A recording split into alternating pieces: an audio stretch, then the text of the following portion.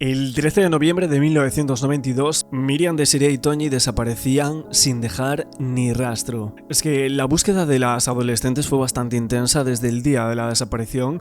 Es que el mismo día, después de las 10 de la noche, las familias de las muchachas esperaban su regreso a casa. Sin embargo, las chicas se habían ido con lo opuesto y casi sin dinero, un hecho que descartaba la idea de una huida voluntaria y empezaba a alimentar la teoría del rapto. Aunque había una ausencia de pistas que era desalentadora, los investigadores recibían numerosos testimonios de personas que creían haber visto a las niñas en diferentes puntos de España aquel fin de semana. Los testimonios más verosímiles fueron aquellos que describían el posible recorrido de las niñas desde Alcácer en dirección a la discoteca Color. Asimismo, una pareja de jóvenes declaró haber acercado con su coche a las tres niñas desde la salida de Alcácer, donde hacían autostop hasta la gasolinera situada en la entrada de Picassent. Es verdad que las fuerzas de seguridad centraron las primeras investigaciones en amigos de las menores, en clientes habituales de la discoteca Color y también en los dueños, llegando a la conclusión que las adolescentes no habían llegado a aquel local en ningún caso. También se indagó entre los reclusos de la prisión de Picassent puestos en libertad durante aquellos días y además investigaba a los delincuentes sexuales de la zona durante varias semanas, que fueron tras la pista de un hombre que satisfacía sus deseos en un descampado con muñecas grandes que compraba en una tienda. Así, el ayuntamiento de Alcácer en aquellos días editaba miles de carteles con los datos de las niñas, y también los medios de comunicación se volcaban en la búsqueda de aquellas muchachas. Cientos de españoles aseguraban haber visto a las menores.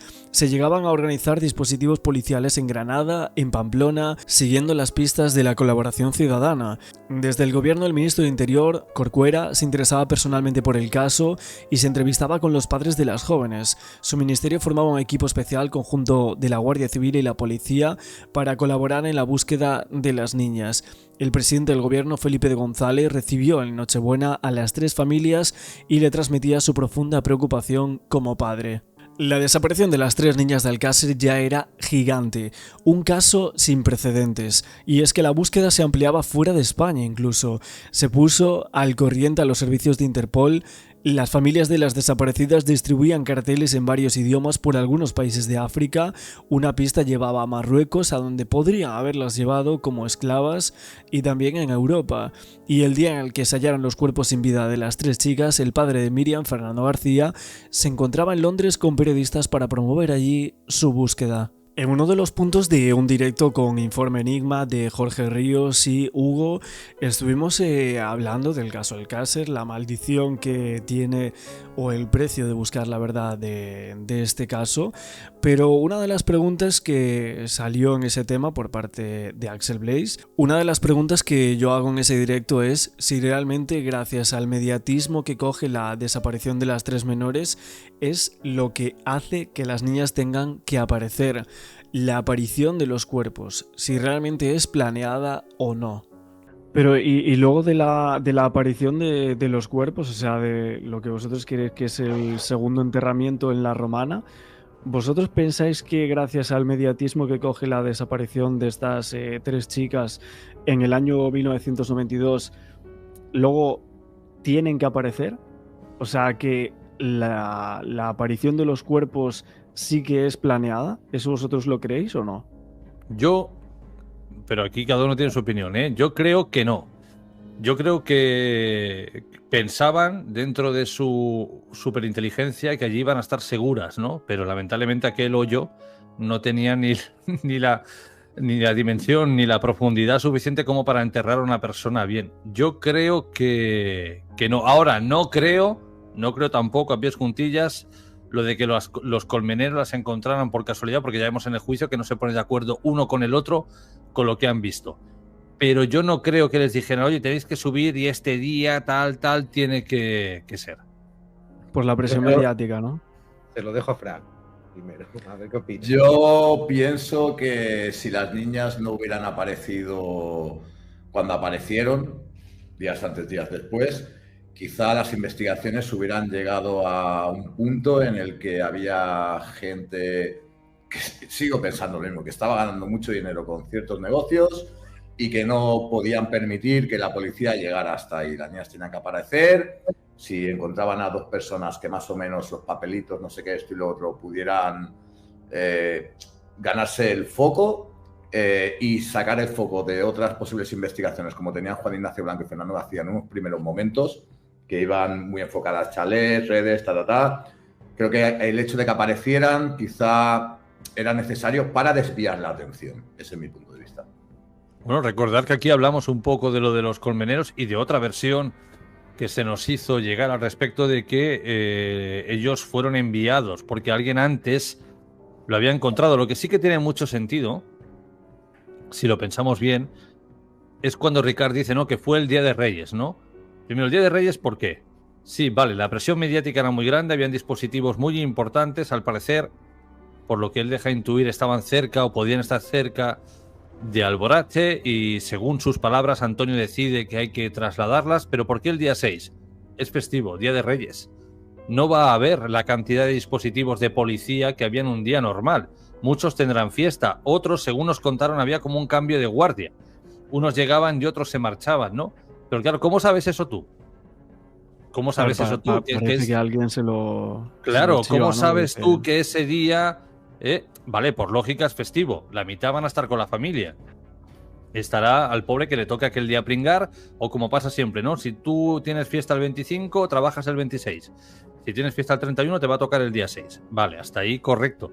Pero ¿cómo sabes seguro que va a haber un cambio de dispositivo? ¿Qué ha pasado aquí? Bueno, sea como fuere, algo intuían o algo sabían, y es el día 6 precisamente por eso, porque la afluencia de policía iba a ser mucho menor que un día normal y corriente.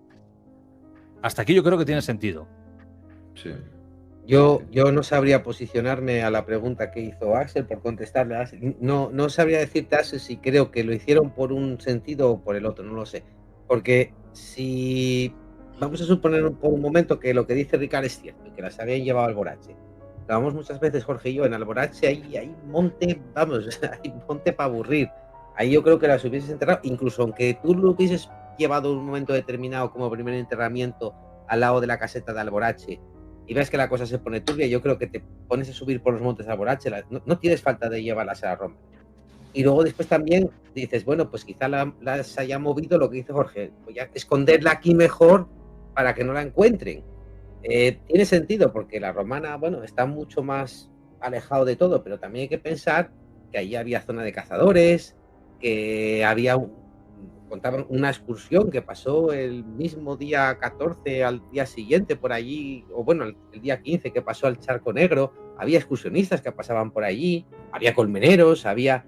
Entonces yo creo que si querías, a lo mejor su intención era esa, ¿no? Su intención era lo que decía Jorge, vamos a llevarlas aquí, que aquí seguro que no las va a encontrar nadie.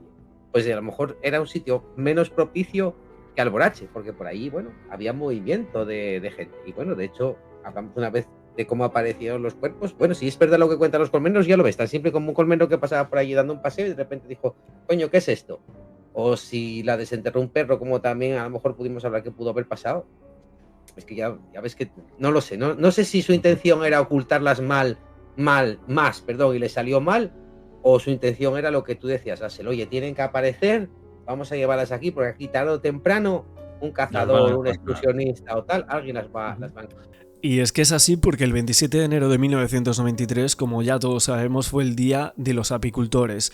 Gabriel Aquino González, de 66 años, y José Sala, de 53, que encontraron oficialmente los cuerpos de las niñas. Pero hay muchas dudas en cuanto a las versiones de estas dos personas. Al día siguiente todos los periódicos se hacen eco de la noticia. El ABC comentaba que el día anterior, a las 7 de la tarde, los apicultores Gabriel y José Sala habían descubierto el lugar donde habían sido enterradas las niñas de Alcácer, una zona boscosa situada a unos 15 kilómetros de distancia tanto de Tous como de Catadau. Es tremendo porque ese día 27 la romana era un verdadero desfile.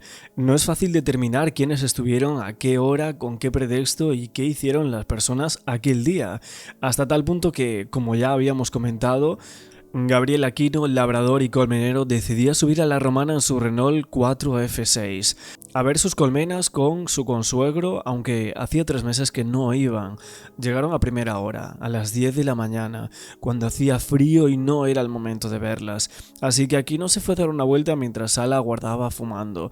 Entonces veía tierra removida, alguien había cavado y fue a decírselo a su consuegro. Ambos fueron hacia el lugar. Al levantar una mata salió la forma de una mano, como un puño cerrado, aunque no exactamente, y así un reloj también plateado bastante grande, decía, algo muy raro. Se fueron al cuartel de Lombay a dar parte, tardaron 3/4 de hora o más, llegaron sobre las 11:30 y en el cuartel no había vehículos disponibles para subir a la Romana, así que tuvieron que esperar a que alguien llegase de Alberique o Alcira. Entre la 1:30 de la tarde llegaron 2 desconocidos con un coche negro, sin ningún distintivo, a los que acompañaba Aquino hasta la Romana. Aquino les indicó dónde tenían que dejar el coche porque no se podía ir más allá, y estos desconocidos llevaban una mochila y una maleta de zinc. Una vez en la Romana, Aquino recibe unos guantes y empieza a buscar. Le dicen que han encontrado una chaqueta tejana de Antonia y 3 cinturones que son de las 3 niñas. Aquino dice que no podía ser, y el otro insistía que sí. Mientras esperaban al juez, Aquino encontraba un volante de urgencias, unos trozos de papel pegados con barro entre las hojas secas que resultaban ser de Rick Anglés. Luego subieron un teniente, un capitán y 4 o 5 guardias de 2 Land Rover. Luego el juez y la secretaria, guiados por José Sala, sobre las 5 y pico. Más tarde, un guardamontes con las herramientas y por último, 2 funerarios. Por orden del juez empezaron a quitar tierra y a limpiar. No cavaba ninguna guardia civil y Aquino no recordaba si lo hicieron los funcionarios. Cuando llegaba el guardamontes se utilizaron 3 o 4 herramientas. Y ahí el teniente se tiró dentro de la fosa para sacar los cuerpos. Al primero se soltó la cabeza, estaban 2 en el mismo nivel y luego otro estaba encima. Los metieron en sacos, estaban llenos de barro, no veían que a alguno de los cuerpos le faltaba una mano y no recordaban que alguno tuviera una deformidad en la cabeza. No sabía si habían subido algún médico forense, había una alfombra debajo, solo una, pero que no recordaban el color, que no recordaban si había personas haciendo fotos y que nadie de la Guardia Civil hacía fotos. De las afirmaciones de Aquino se saca también que lo que habían visto era una mano, no huesos, que durante el invierno llovía abundantemente en los meses de diciembre y enero, que después de encontrar los cuerpos hubo un incendio que destruyó la arbolada y que no había declarado antes porque no la habían llamado, y que no vio sacar nada más de la fosa. Ellos se fueron entre las 6 y las 7. Y es que aquel día 27 de enero parece el día de las casualidades. O sea, Fernando García, uno de los padres de una de las niñas y el precursor, por así decirlo, el más mediático en aquel momento, estaba en Londres. Los colmeneros suben a ver las colmenas después de 3 meses de no hacerlo. Los colmeneros no debían de tener experiencia porque subieron a primera hora cuando las colmenas no deben abrirse hasta que caliente el sol. Me pregunto si realmente llevaban la ropa especial. También Aquino decide ir a dar un paseo y elige la ruta que justo le lleva hasta la fosa. El personal de la UCO acaba de ser relevado y no había nadie disponible cuando se realiza el levantamiento. En el cuartel no había vehículos disponibles y también el juez se retrasa porque estaba haciendo el levantamiento del cuerpo de un ahorcado. Juan Ignacio Blanco en alguna de sus entrevistas hablando sobre los colmeneros decía: yo he intentado entrevistarle en un montón de ocasiones. Un montón de veces intenté hablar con él. Cada vez que su mujer me ve aparecer por allí, se encierra en casa y empieza a gritar. Y grita: como hables con un periodista me ahorco ahora mismo. En la cocina, me clavo un cuchillo. Y dice, y es encerrar a una persona que evidentemente es una de las muchas claves que te dicen. Yo subí ahí y me dijeron, tú sube y a ver qué te encuentras. Y lo que me encuentro es esto. Y es que en varios blogs a lo largo de los años se ha hablado de Macastre y Alcácer, pero es que justamente uno de los principales sospechosos en cuanto a Macastre en el año 1989 y la muerte de 3 chicos adolescentes, similar al caso de Alcácer, pues el sospechoso era el Miguelo, que vivía en las inmediaciones de esa zona de la Romana, y lo que se había dicho en distintos blogs es que Aquino supuestamente era una persona muy cercana a este hombre llamado el Miguelo. Por lo que decían, Gabriel Aquino González parecía ser quien heredó de sus padres el terreno donde se encontraban ubicadas sus colmenas.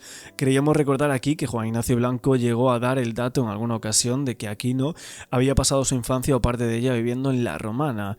Y es que este dato parecía pasar desapercibido si no fuera porque el Miguel Villanueva Sterlitz, se reveló ese dato en una de las conferencias del proyecto Prometeo de Macastre, que también había nacido en una de las casetas de los Tomases en La Romana. Hay que recordar que esta persona fue vista en compañía de Rosario y Pilar, dos de las víctimas del caso Macastre, en un bar de Catadau justo antes de su desaparición, el Bar Parador. Evidentemente, si esto era así, el Miguelo y Gabriel Aquino debían conocerse a la fuerza. Pero también cabe recordar que en la fosa de La Romana aparecía una epífisis distal cerrada y a Pilar Ruiz Barriga le faltaba la mano derecha. ¿Es esto correcto? Jamás se mostraron las radiografías que se hicieron a los 3 cuerpos que aparecieron el 27 de enero del 93 en la fosa de La Romana, para saber si a alguno de ellos le faltaba esa epífisis distal. Tampoco se quiso hacer el análisis de ADN para comprobar si ese hueso era de alguna de las niñas que aparecieron en la fosa. Ocultaciones y omisiones que hablan por sí mismas. Y es que aquel día 27 de enero en La Romana todo el mundo parecía seguir un guión preestablecido, y el guión era dejar bien claro que los cuerpos pertenecían a las niñas. Uno de los famosos hombres del coche negro que subían con Gabriel Aquino le decía: esta chaqueta es la de Antonia Gómez, y aquí van 3 cinturones de las niñas.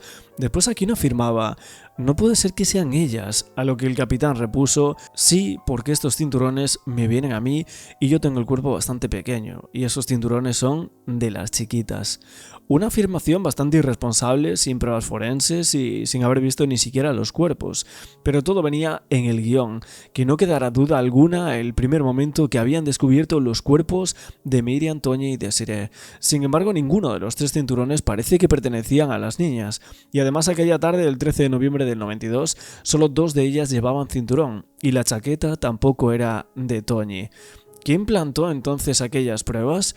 ¿A quién correspondía en realidad la chaqueta y los 3 cinturones? Volviendo al tema de la desaparición y la búsqueda de las menores, ahí obviamente se habló con una persona, y este era Ramón Polo Arbona, el dueño de la discoteca Color a la cual supuestamente iban a acudir las niñas aquel día. Él vivía en Benifayó y tenía una furgoneta marca Nissan Trade, y es que la casualidad de las casualidades era que esta furgoneta fue depositada por Polo en un concesionario oficial de Nissan el 27 de octubre de 1992, 17 días antes de la desaparición de las niñas. Ese mismo día 27, Ramón Polo Arbona adquiría otras 2 furgos. También tenía otra, un Renault Traffic, que entregaba autobuses Vialco en mayo del 93 en pago de diferentes servicios realizados a la discoteca. Las furgonetas dicen que fueron adquiridas a cambio de pagarés y dinero en efectivo. O sea que aquellas furgos se las compran a José Vicente Arcis Marí y se la vende a Alberto Gil Marí, que eran parientes. Y también en muchas ocasiones se ha visto el tema de los carteles de los autobuses y esa salida de la discoteca de Color en Picassent, chupitos de whisky a 5 duros, aquí vemos en este cartel, y podemos ver las 3 líneas de buses o furgonetas que se decía en su momento que la discoteca ponía a disposición de los jóvenes que no vivían en Picassent. La línea 2 salía de Almusafes y pasaba por Benifayó, Silla, Alcácer y Picassent. Tenían que ser autobuses, las furgonetas parece que no tendrían capacidad suficiente como para transportar a los jóvenes de los pueblos del entorno. Entonces, las furgos y los autobuses estaban pintados con algún anagrama de la discoteca Color. ¿Podría alguien haber engañado a las niñas haciéndolas subir a una furgo y que ellas pensaran que se dirigían a Color? ¿Por qué conducían las furgos el propio Ramón Polo Arbona y su cuñado Santiago Flores? ¿Las furgos eran el transporte de mercancías o de pasajeros? Muchos se preguntaban si podrían estar las crías hiperfamiliarizadas con ciertos vehículos, si alguna ruta pasaba también por el matadero de Alcácer. Y es que en Telecinco se especuló con que las niñas habían sido raptadas en una de las furgonetas que se usaban como transporte para los clientes de la discoteca Color. Ese antiguo propietario del vehículo había asegurado que Polo le había reclamado la documentación de la furgoneta a unas horas intempestivas. En marzo del 97, Polo presentó 2 querellas en los juzgados de Carlet contra la cadena de televisión Telecinco y el programa Esta noche cruzamos el Mississippi. al haberse mencionado su nombre en dicho programa en relación con el caso de Alcácer. Y es que según Polo, los acontecimientos vinculados al caso habían provocado que su negocio no fuera el mismo y estaba muy dolido por las calumnias e injurias vertidas contra él. Pero el 27 de mayo del 97, Ramón Polo Arbona comparecía como testigo en el juicio de Alcácer. El fiscal le preguntaba: ¿sabe usted por qué está aquí? Y el señor Polo decía: sí señor, me imagino que por lo de las furgonetas. Esto se tiene que aclarar porque todo eso es un montaje. I jo penso que no se tindria que juzgar des del punt de vista que ho ha juzgat el senyor Juan Ignacio Blanco i en certa manera també el senyor Bolois, perquè ja, primer, que remuntar-se a 4 anys i mig, hi ha que remuntar-se al problema que tots vivirem en aquell entonces i que, bueno, d'una manera o d'altra, tot el món teníem interès en ajudar i bueno, i si hi ha una mínima esperança de que mos havien dit o de que t'havien dit de que estaven en tal lloc o podien estar o podien no estar, pues bueno, anàvem a col·laborar. I baix aquest prisma és on se tenen que veure les coses. El que no podem és estar després 4 anys i mig així, tranquil·lament assentats i dir no, és que aquells estaven tontos o eren burrats de listos. No, o sigui, deguem de centrar-se en fa 4 anys i mig en uns dies molt crítics perquè tot el món teníem afán d'ajudar. Sí, no, perdona. O sigui, estos senyors venen i me busquen a ma casa i me diuen: mira, la història és la següent, la mateixa que he repetit antes. Fulano ha dit a Vengano, que Vengano... La història està clara, Ramon. Correcte. Estem allí, arribem a la casa, tu te quedes fora. Una furgoneta meua, es porta, anem. I jo me quede en la furgoneta. I els senyors, estos senyors que anaven amb mi, se'n van a una suposta caseta, efectivament.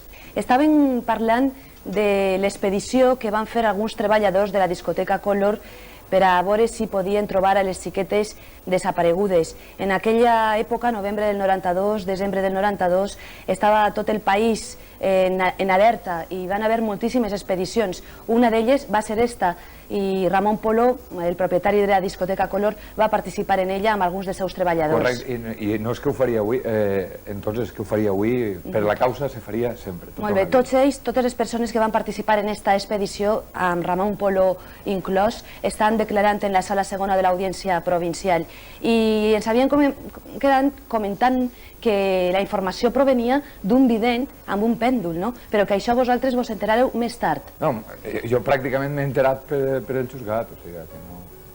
Jo és que no sabia que esta informació venia d'un pèndol, si no, no vaig a ningú puesto, òbviament, això està clar, no? Bueno. Lo que pasa és que en aquell moment, hi ha que remuntar-se a aquell moment, a mi me venen i me diuen, estos senyors saben tal, la Guàrdia Civil té coneixement del tema? Sí. Vale, pues baix la tutela, baix l'autorització de la Guàrdia Civil i les coses de seguretat de l'Estat, anem a buscar i si podem col·laborar, lo millor que pot ocurrir. Y es que el 30 de mayo del 97 se declaró la guerra de las furgos. En el programa Esta noche cruzamos el Mississippi se dedicó más de una hora a especular sobre si Ramón Polo tenía 3 vehículos, que es lo que él sostenía, o 4 como afirmaba Juan Ignacio Blanco. Polo se indignaba y decía: ¿qué más da? Lo que está claro es que a mí no pueden relacionarme con esto. Estáis mintiendo, todo es falso. Aquí hay personas que antes de hablar deberían pasar por un psiquiátrico. En este asunto hay demasiados bulos y poco más. Es una caza de brujas. Habláis de hipótesis y de lo que no entendéis y omitís datos. Y Juan Ignacio Blanco repuso: si tienes dignidad y te queda algo de ética, explica la verdad. Es que las furgonetas que en un momento u otro habían pertenecido a Ramón Polo Arbona, gerente de esa discoteca Color, eran las siguientes.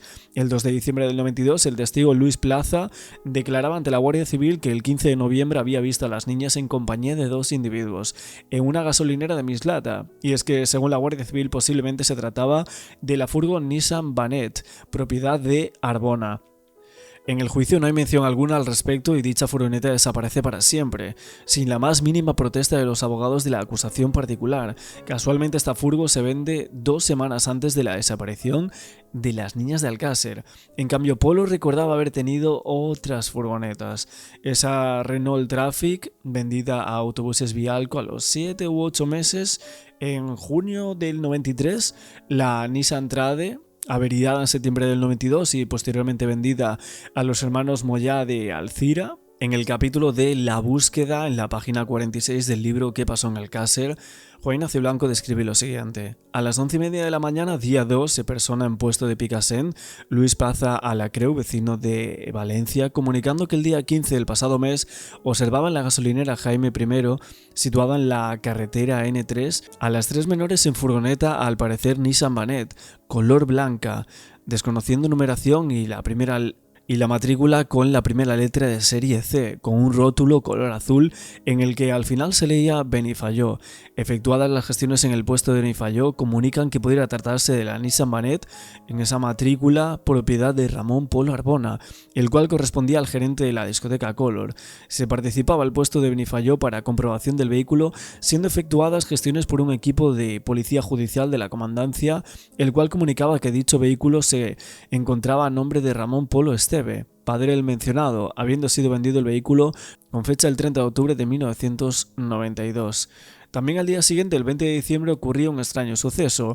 Sobre las 11 de la noche se recibió la llamada del Ayuntamiento de Alcácer del agente local Jaime, que por información de un vigilante de la discoteca denominada Color, llamado Don Gregorio González, tenía conocimiento de que 3 chicas jóvenes, de las cuales se desconocía sus nombres y dirección, así como la localidad de residencia cuando éstas se trasladaban con dirección a Alcácer, concretamente por la rotonda del polígono de Picassent, 2 individuos, desconociendo la inscripción de los mismos, habían intentado introducirlas en un vehículo marca SEAT 131, matrícula de Valencia, en un principio invitándolas a subir y posteriormente obligándolas en contra de su voluntad, desistiendo en su actuación al observar la presencia de una furgoneta conducida por el citado Gregorio y otros acompañantes, dándose a la fuga a ese susodicho SEAT.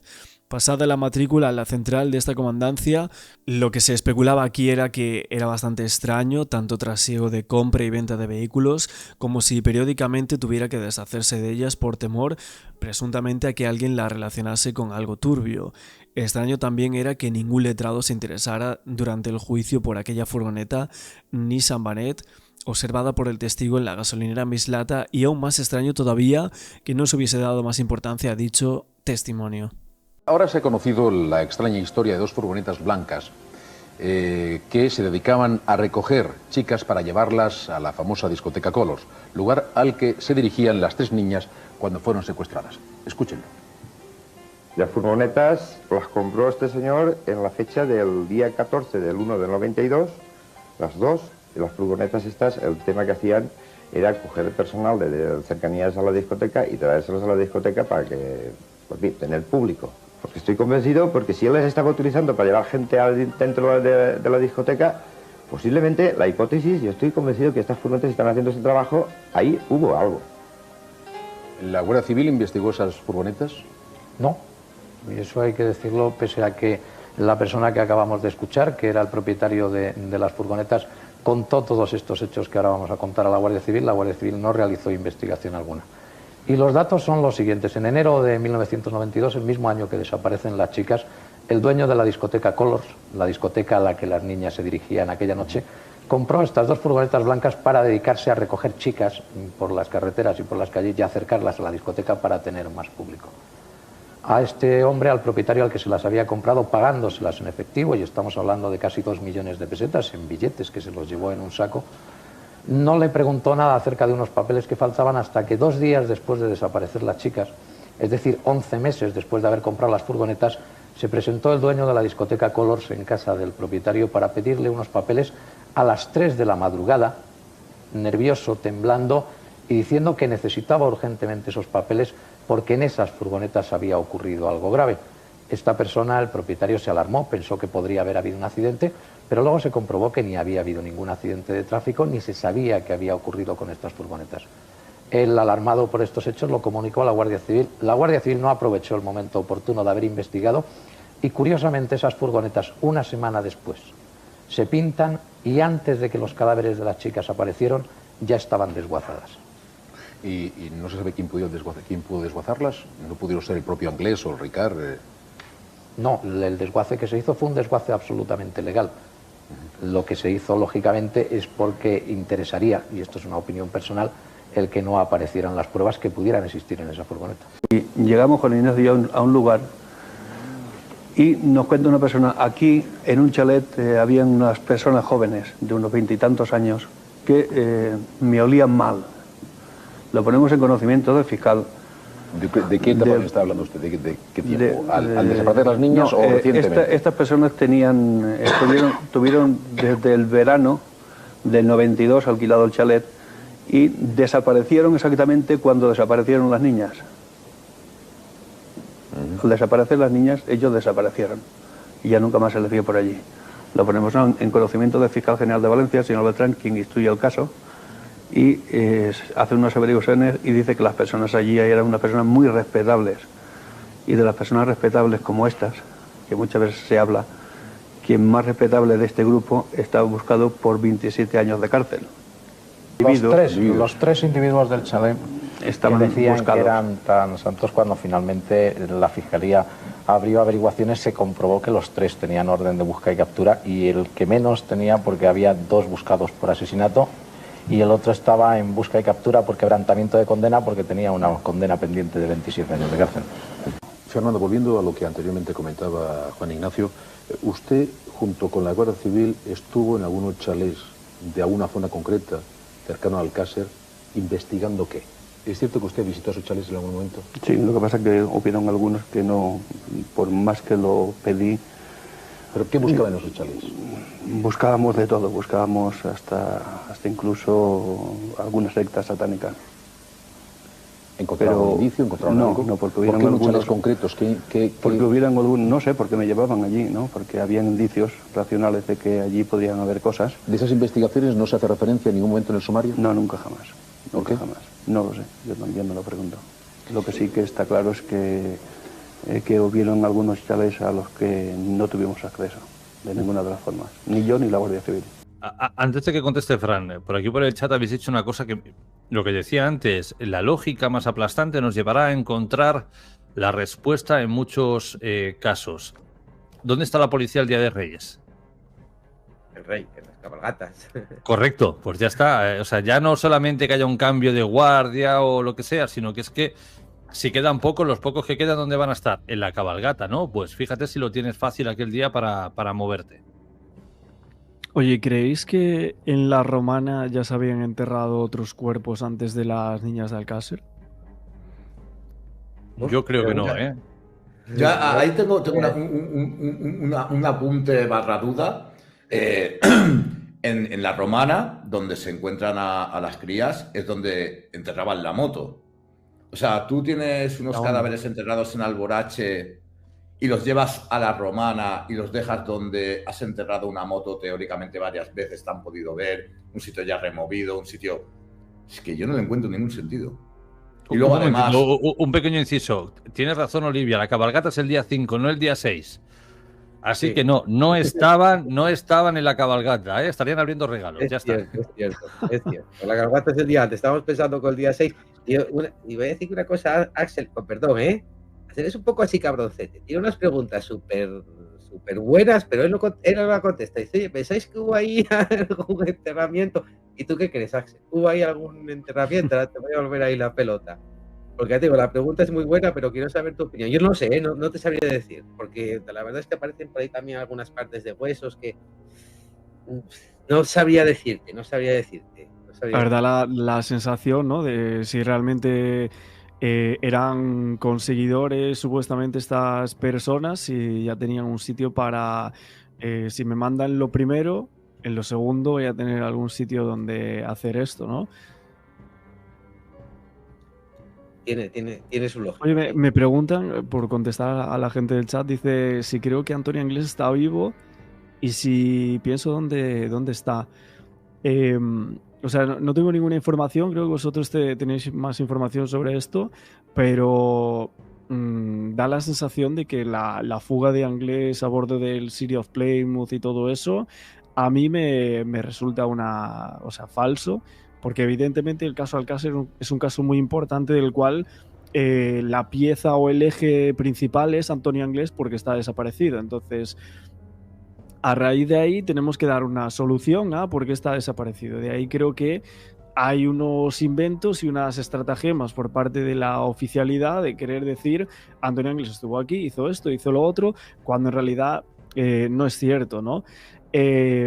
Muchas veces hemos pensado que está muerto desde hace muchos años, pero creo que últimamente los personajes que más han estado investigando el caso de Alcácer, pues han creído que sí que puede llegar a estar vivo, y el punto clave parece ser que sea Brasil, ¿no? Que era su de donde él había nacido.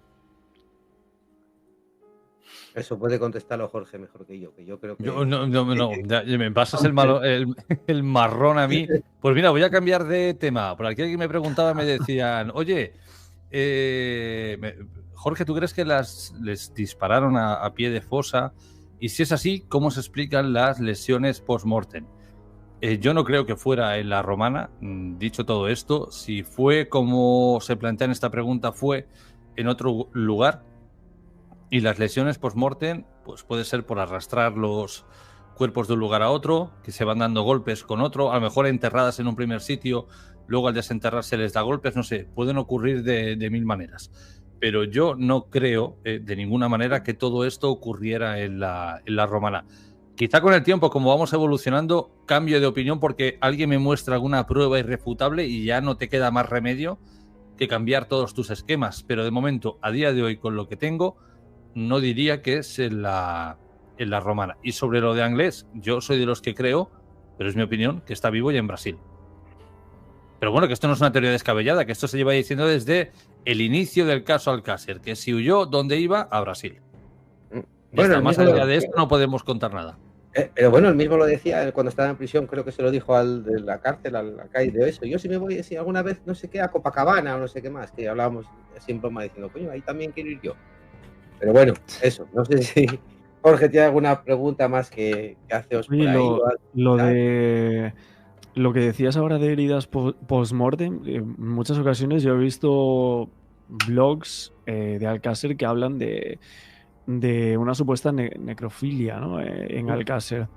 Esto está totalmente descartado, o sea, alguno de los forenses habló de esto en algún momento, porque evidentemente para hacer una perfilación criminal, si realmente existe esto, creo que se podría llegar a descartar o no a ciertas personas, ¿no? Hombre, con Miriam queda ahí la duda, Axel, porque según los informes tiene, sí, marcas creo que será en la vagina. Cuidado, Hugo, una cosa, continúa, pero cuidado con las palabras, que ya sabes que luego... Bueno, dije bajita, no sé, página igual. Vale, porque han actualizado YouTube las políticas y tal, y depende qué palabra enganche, luego zasca. Sí. Bueno, dice que eso, que las heridas no presentan signos de reacción vital. Entonces, algunas, no todas, pero que algunas no presentan signos de reacción vital. Entonces, queda la duda esa que dices tú, ¿no, Axel? ¿Eso quiere decir que hubo esa práctica a posteriori o que fue una apreciación macroscópica solo así, digamos a simple vista, y dice, bueno, pues esto parece que no tiene signos de reacción vital? No lo sé, no sabría tampoco. Hay tantas, lo que tú decías, Axel, hay tantas aristas en el caso Alcácer que te quedan tantas dudas. Yo creo que la investigación en muchos casos se hizo tan mal desde el primer momento que nos quedaron tantas dudas que tampoco sabía si decirte exactamente sí o no. Parece que sí, parece que, vamos a dejarlo en parece que sí, sí lo hubo. También es cierto, Axel, que hablando de esto, ¿no? Del perfil criminológico que puede tener una persona que haga este tipo de crímenes, vuelvo a lo mismo. En esa zona de la Comunidad Valenciana, alrededor de Alcácer, hubieron crímenes que aparecieron personas, bueno, en este caso creo que fueron mujeres con palos, etcétera, después de muertas, o sea, una serie de cosas muy, muy, muy brutales. Entonces, y quizá fue algo similar, ¿no? Es decir, quizá el asesino luego se dedicó a maltratar esos cuerpos una vez ya fallecidos, ¿no? Pero al final ese perfil criminológico que tú dices que es tan complejo o tal, si miras distintos casos que hubieron en la zona y alrededores, te das cuenta de que se repite el mismo modus operandi en varias ocasiones. Ari, volviendo a Anglés, ¿vosotros pensáis que realmente ya saben dónde está Antonio? O sea, que ya lo han localizado pero no interesa decir Antonio Anglés está aquí, lo hemos localizado y demás, o realmente creéis que no lo han localizado en Brasil? Pero claro, es que tal cual se plantea esta pregunta es como afirmarlo y nos movemos siempre en el terreno de lo que cada uno cree. Yo creo, a nivel personal yo, que sí, que está allí y que es muy probable que alguien sepa dónde está. Pero de nuevo, ¿qué hay en contra de Antonio Anglés? Es que es la gran pregunta, del millón. ¿Qué tenemos en contra de Antonio Anglés? ¿Que Ricard lo ha inculpado? Pero es que Ricard, hablando mal y pronto, se convirtió en un aspersor de mierda. Iba lanzando a todo el mundo y a ver a quién acababa cogiendo, ¿no? Para minimizar su participación. Bueno, parece Entonces, que hay realmente, lo mismo en contra de Mauri que de Antonio. Correcto, exactamente. Sí. Igual que Mauri, igual que el que él dice que es el tal Nano, o igual que esos tres. ¿Qué hay incluso qué hay más allá de la autoinculpación de Ricard en el caso? Que sí, que luego le ponen el guante del colmenero y tal, el guante aquel que él lo reconoce, vale. Pero al margen de eso, ¿qué rastro biológico, qué cosas hay en contra o a favor de alguno de ellos? Pues este es el gran problema. Si en caso de que él estuviera y lo tuvieran localizado, ¿qué puede hacer la policía en contra de él? Sí, hay una orden de búsqueda y captura, pero ¿en base a qué? A que él dijo que él había participado. Vale, eso vamos a argumentarlo ahora en un juicio. ¿Qué aportó para decir que él estuvo allí? Es que ahí está la cuestión de todo esto. Claro, pero eso es entrar en la especulación. Pero traerlo y no declararlo culpable... Eso sería jodido. Si ya ahora lo que queremos es especular, yo soy de los que pienso que si lo traen sale por la puerta del juzgado a los 10 minutos. Y sería jodido eso, sí. O incluso soy de los que dentro de mi mente aquí, que a veces soy muy conspiranoico, yo creo que en 2030 se hace un Javier Anastasio y aparece.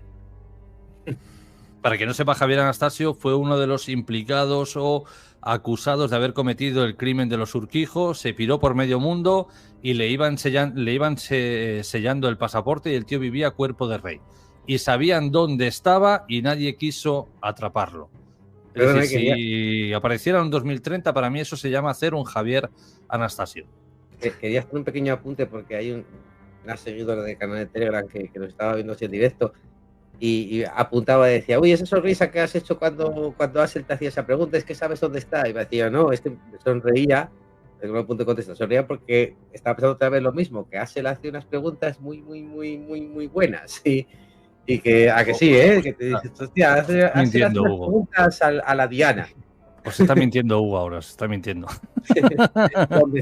A ver, y antes que hablábamos de realmente los asesinos de Alcácer tuvieron que haber participado en otro tipo de crímenes anteriores, mucha gente lo que dice y lo que tiene siempre en boca para hablar de esto es el tema Nuria Pera, el caso de Nuria Pera, para argumentar que Antonio Anglés sería capaz de hacer todas esas atrocidades a las niñas de Alcácer con el tema de esa toxicómana que dicen que era su pareja, etc. ¿Vosotros creéis que hay un punto ahí? O sea, que realmente gracias a este testimonio, a esta denuncia que hizo esta chica, podemos llegar a creer que Antonio Anglés perpetró esos crímenes, incluso lo ponen como asesino dentro de Macastre, etcétera. Ese tipo de suposiciones y de si realmente podría ser un asesino serial el señor Anglés. ¿Crees que hay punto en todo esto, una base gracias al caso de Nuria Pera?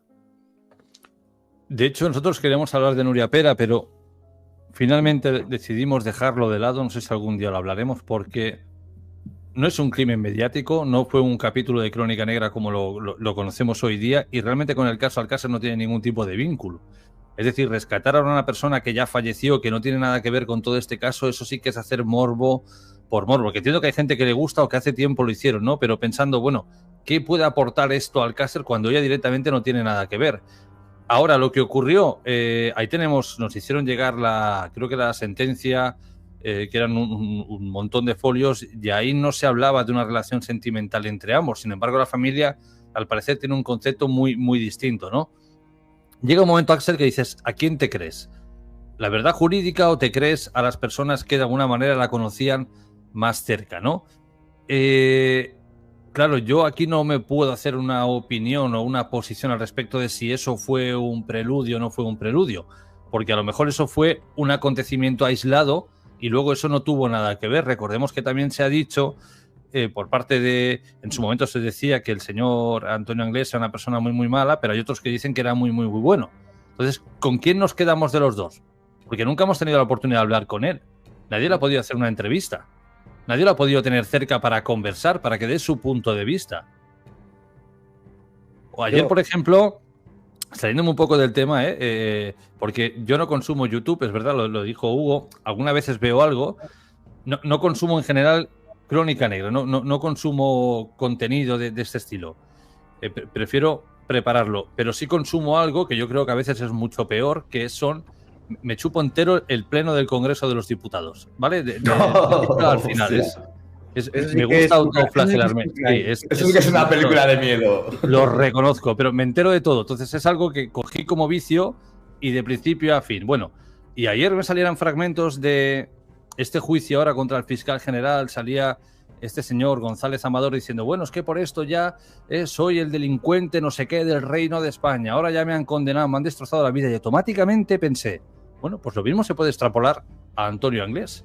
Se le ha colgado el San Benito de asesino de las 3 niñas, se le ha colgado el San Benito de torturador, de tal, pero ¿y si realmente no hizo nada? ¿Qué hacemos luego con esto? Ya no solo lo que tú decías, Jorge, que no hay nada contra él y que si mañana, en caso de que esté vivo, lo capturan, entra por una puerta y sale por otra. Pero bueno, es cierto, ¿no? Y además siempre lo dije, yo desde que empezamos con ese caso, yo dije, yo creo que Miguel Ricard sí está involucrado, pero claro, Antonio Anglés es que no lo sé, no puedo saberlo, porque si al menos se lo hubiese tomado declaración, pues luego después lo que dices también un poco, ¿no, Axel? Puedes decir tú, esto me cuadra, no me cuadra, esto que dijo aquí, tal, aquí esto contradice lo otro, pero claro, como nunca se le llegó a tomar ni declaración, es que no sé qué grado de implicación puede tener Antonio Anglés. Luego a mí me culpa de que si digo que si Antonio Anglés sea una cosa o la otra, es que como voy a decir, yo puedo especular, hacerme una idea o comentar algo que en algún momento se dijo, pero yo no sé si ni estuvo involucrado en el caso. Y con respecto a Nuria Pera, lo mismo un poco que decía Jorge, yo creo que no tenía ningún tipo de relación sentimental, o al menos en la sentencia y la denuncia no hablan en ningún momento de ningún tipo de relación de pareja, sino simplemente yo creo que fue un ajuste de cuentas de un tema había de un dinero de droga y demás, y bueno, pues se decidió actuar así, es lo que creo yo después de haber leído aquellos folios, Una opinión personal, pero yo creo que fue eso, más bien un ajuste de cuentas que algo sentimental o algo así. Pero bueno, mira, vamos a ir con la última cuestión que nos la plantea William Rollo o Rogo, que dice, si Antonio Anglés fuera inocente, Jorge y Fran, ¿qué razón tendría él para huir? Básicamente para no volver a entrar en prisión. Estaba fugado de un permiso. Ya con eso, sabiendo que están sitiando tu casa y que vas a volver al Trullo, y aquí yo no sé cómo funciona la jurisprudencia, pero no sé si de haberte escapado y no haber vuelto te van a sumar más años o más meses de condena. Ya eso es suficiente para decir, oye, me piro. O sea, da igual. O sea, sé que hay alguien en casa o está picando la Guardia Civil a la puerta y no me quedo. Además, Mauricio fue quien contó en uno de sus directos que su hermano no se quedaba mucho tiempo, a lo mejor venía una noche, luego estaba 2 o 3 días fuera, luego volvía otro día, pero luego estaba otros 3 o 4 fuera, intentaba evitar, de alguna manera, entiendo, que ser detenido porque no había vuelto a prisión después de aquel permiso, ¿no? Por ahí yo veo que la huida en ese aspecto yo creo que está justificada o estaría justificada tan solo por esto. Yo bueno, y también sí. Que Fran hace mucho que no. Perdonad, si vamos a la hipótesis que me planteabais antes, que dije yo, creo que son conseguidores, evidentemente, si Antonio Anglés supuestamente fuese uno de los conseguidores de las niñas para esta gente y tal, que llevan a ese chalet o a esa caseta que vosotros comentáis, pues evidentemente también ahí tenía algo que decir, tenía que escapar por eso, ¿no? Si esa teoría fuera cierta. Yo es que para mí Antonio Anglés no es inocente. No sé qué grado de implicación, pero opinión basada en lo que he leído, en lo que, entre comillas, he investigado, y son cosas fehacientes, tanto desde el barrio chino, Parcamales, Macastre, Wichita.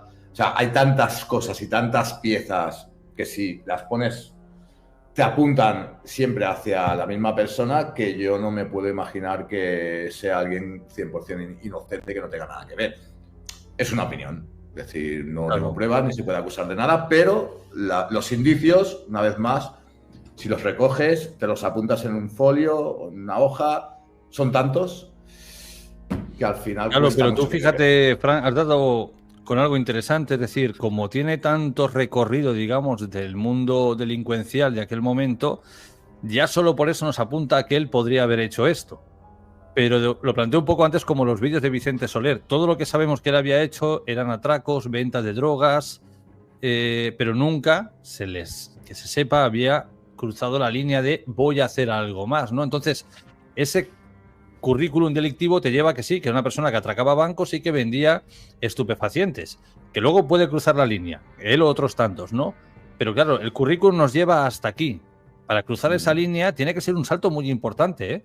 Tiene que haber algo ahí que digas, oye, que es que, como me dijo mi amigo Guardia Civil, que te cojan por droga hoy en día, cuando hablamos del tema de Susqueda, que por cierto hay que enseñar los vídeos de las plantaciones, él me comentaba, hombre, en el caso de Jordi Magentí, que te cojan por una plantación es un delito menor, es raro, a menos que sea una megaplantación que tú vayas a ir a prisión por eso. Te puede quedar una multa administrativa muy grande, si tienes antecedentes quizás sí que entres, hablamos de plantaciones pequeñas, como las que hay allí. Dice, un delito capital, dice, es meterte en un fregado muy grande, y menos por una tontería así. Con esto lo extrapolo un poco, Antonio, si lo que tienes es robar, lo que tienes es vender sustancias ilegales, claro, ya cometer un delito capital es cruzar una línea muy, muy, muy grande. Pero yo lo que comento, Jorge, es que bajo mi punto de vista hay involucración, es decir, hay algún tipo de implicación. No sé hasta qué punto. Sí, o sea, yo tengo mi opinión de hasta qué punto, pero me la reservo. Pero yo creo que los indicios apuntan a que algún tipo se movía con Ricard, se movía en la zona. Claro, eso sí, eso sí. El mundo delincuencial, es decir... Claro, pero ¿y si eso ahora, que tú comentas, Fran, esa lista de cosas que él hacía, le vino perfecto a alguien para decir, él? Porque como ya hacía esto, pues ahora él es seguro que es, porque fíjate todo lo que había hecho antes. Ya, pero Bueno, oye, señor, lo que había hecho antes no tiene nada que ver con lo que estás diciendo tú que ha hecho ahora. O sea, que a lo mejor les vino perfecto a alguien, claro, le vino perfecto a alguien para decir, oye, metemos esta pieza aquí, porque como ya el tío es un perla, pues ahora que se coma este marrón. Claro, yo creo que de ahí empieza la conspiración de Alcácer, de hecho, son estos robaperras y en realidad se está protegiendo a otras personas. Vamos a poner la cara al Antonio Anglés y al Miguel Ricard de turno, que robaron estos bancos, hicieron estos atracos y realmente ellos dos no tienen absolutamente nada que ver, cabezas de turco, ¿no? Yo creo que ahí empieza toda la conspiración de Alcácer. Es que sí, y ya para concluir, si nos fijamos... el perfil que tenían todos ellos, ¿vale? Si no hubieran tenido nada que ver y les quieren colgar el San Benito, se lo comen. Se lo comen. Sí, porque sí. Ninguno era una monjita de la caridad. Sí. Habían cometido hurtos, habían cometido robos, habían cometido cosas, y si te quieren colgar el San Benito de algo más con los antecedentes que tienen, convencen a un jurado seguro. Pero vamos, seguro. De hecho pasó. Fueron condenados. Bueno, por lo menos Ricard. Perdona, Hugo. No, que solamente quería decir que totalmente de acuerdo. Pues nada, 5 minutos para concluir. 11:45, vamos a llegar a las 11:50. Si tenéis alguna pregunta que hacerle a Hugo, que apenas ha hablado, a Axel, que lo tenéis aquí, a Fran, cualquier cuestión, 5 minutos tenemos. Yo no, que estoy y a partir de aquí concluimos el directo. Que aprovechen a preguntarle a Axel, ya que lo tenemos hoy aquí, yo no. El tercer bocadillo es la clave. Bueno. Lo de los bocadillos... a mí eso no me escama un montón, Claro, es que luego tú dices, hombre, es que esto la gente, pero sí, la mentalidad de un psicópata a lo mejor sí. Mira, de hecho, un amigo guardia, con el que íbamos a ver lo de las plantaciones, me contaba un día, la sección de homicidios, al principio, pues cuando uno se hace guardia civil y va a un homicidio, le sienta mal, ¿no? Dice, pero yo he ido a casos en los que el que se encarga y tiene al finado allí se está comiendo un bocadillo. Porque como para él es tan normal y es su vida cotidiana y tiene que ser así, él se está comiendo el bocadillo allí mientras viene el forense y mientras viene el otro. Dice, porque no pueden hacer otra cosa. Al final llega un momento que esos nervios, esa frialdad se adquiere. Y esto de nuevo nos puede indicar que quien hizo eso ya lo había hecho anteriormente. Oye, me dice la gente si yo entrevistaría a Antonio Anglés. Hombre, ojalá. Sí. Yo creo que todos, ¿no? Con unos guardaespaldas por si acaso no vaya a ser. Con las ouijas. Joder, Oye, la ouija. viendo la entrevista del disidente a Miguel Ricard, sinceramente me lo he planteado en alguna ocasión de decir, "Buah, pero ¿realmente tú entrevistarías a Miguel Ricard?". Sinceramente nunca sé qué responder a eso, porque al final es una persona que en las entrevistas que va dando, o sea, hay ya varias versiones. O sea, la tercera entrevista que saca Manu es como la octava versión de Miguel Ricard. Es como, ¿para qué se necesita más de Ricard, no? Pues esa entrevista al final llega a puntos en los cuales ya había dicho anteriormente. O sea, lo único nuevo es eso de las 3 personas, ¿no? Y no enfadarse, ¿no? Es decir, entrevistar a alguien como Ricard, que sabes, ves y te das cuenta de que te puede estar contando cualquier tipo de película. Yo creo que hay momentos en los que quien está delante, tú sabes cuando te mienten. Tiene que ser muy complicado, ¿eh? Muy complicado, yo creo. Sí. Por aquí dice que no se nos olvide que Miguel Ricard fue condenado como colaborador necesario, no como asesino. Cierto. Claro, a ver, me preguntan si realmente creo a Ricard. A ver, Ricard, ¿qué versión le creo, no? ¿Cuál, Porque, ¿Cuál de ¿Cuál de ellas? ellas? ¿cuál de ellas? O sea, la primera que dice que estaban en un sitio, luego hasta la cuarta versión creo que no cita la romana. Entonces, ¿en qué punto nos quedamos? Y luego, ¿cuál creo que fue el motivo del crimen de Alcácer? El motivo, pues, satisfacer los deseos de unos personajes que ya habían cometido crímenes grupales anteriormente y que eran unos depravados, ¿no?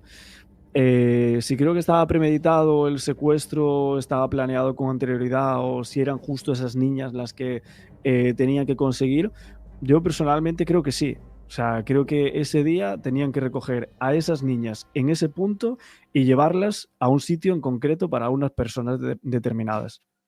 Mira, yo opino igual que tú, Axel. Yo soy de la misma opinión. Jorge sé que no, pero yo sí que soy de la misma opinión. O sea, Jorge cree que el secuestro es azaroso. Fue algo Yo creo que es aleatorio, pero no en el sentido de que aquel día, mira, se las toparan y me las llevo. Iban a buscar a alguien y se cruzaron con ellas. O sea, que iban a cazar, sí, pero que no tenían la presa fijada.